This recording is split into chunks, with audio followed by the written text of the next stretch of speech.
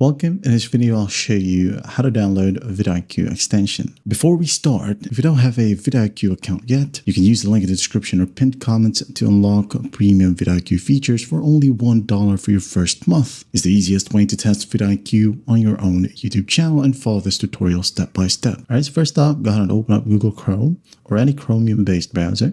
And then just go ahead over to the top right, click on the three dots. Now go ahead and click on Extensions.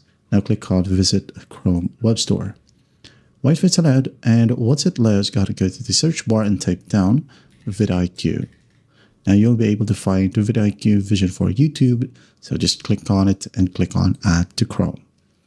Add extension, wait for it to load, and then once done, it says here vidIQ Vision for YouTube has been added to Chrome or your browser. So what you'll do is go ahead and open up YouTube, and you'll be able to see it right here pop up. Filters, and also right here in the left panel. Okay, now if you go ahead and check your YouTube Studio, you'll be able to see vidIQ as well. All right, that's how easy it is to download vidIQ extension. I hope this video helps, and I'll see you in the next one.